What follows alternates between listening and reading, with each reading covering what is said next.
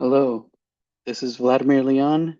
This is my extra credit project for CSC 325, spring of 2026. So I decided to work on a cellular automata in the beginning. We were given two options, either to work on a cellular automata or a game or some sort of program that uses a DFA or NFA state machine um, architecture.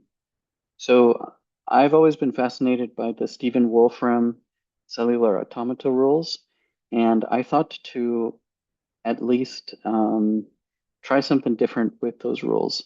So I created um, an overlay.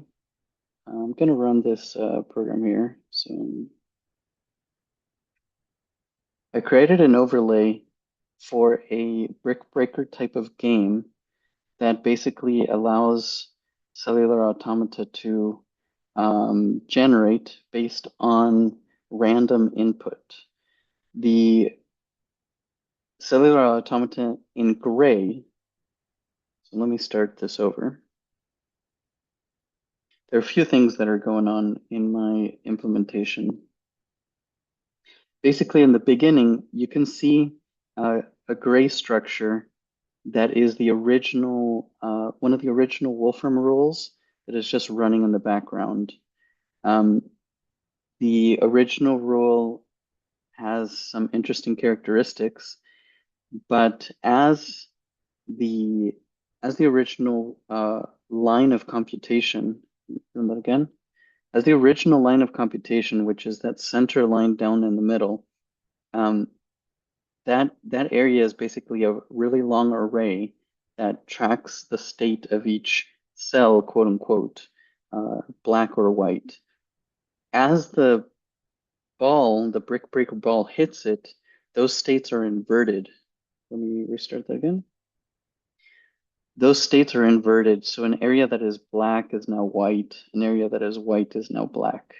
And there's a small radius to the neighbors that are affected at that spot. But basically, you get to see a whole bunch of changes happening to the cellular automata computation line. Let me start this again. And actually, I can hit pause. And right there, we'll hit pause. So as the cellular automata is computing, you can see the original computation based off of just plain and simple Rule 30 happening in light gray. And then all the areas that are touched by the ball generate an affected linear array area, which I've outlined to show kind of where it's happening. And then the descendants of those affected cells are computed with a different color, basically to show that as the generations are happening, um, the as the generations are happening, the entire structure just completely changes. What's interesting is that the rule set still generates a very similar DNA or very similar architecture for every alteration location. The radius for the affected cells is pretty small. It's about 3 to 6 cells, as you can see right in that little area. So you actually end up with a very, very porous shape. Now, to finish this project, I thought, okay, this is pretty cool. This is pretty neat.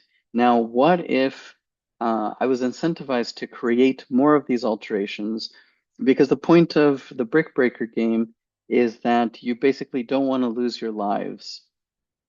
You want to, with a paddle, you want to catch the ball and basically hit the bricks a lot more. In this case, you're creating a whole bunch of alterations in the cellular automata. So what would incentivize you to create those?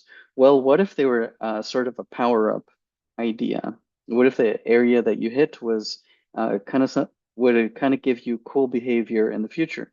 So then it made me think, I should create um, like a Space Invaders type function where you have a spaceship that can move around in all sorts of directions and um, also shoot and navigate through the cellular automata. So basically, if it touches any of the existing automata, then it kind of crashes. If it hits one of these little areas that are powered up, it's supposed to result in a much larger um, in a much larger explosion, which enables the spaceship to move through the field a lot easier.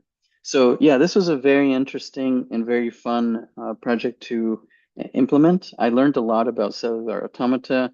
I was very surprised by the behavior of the overlapped descendants of the altered generations.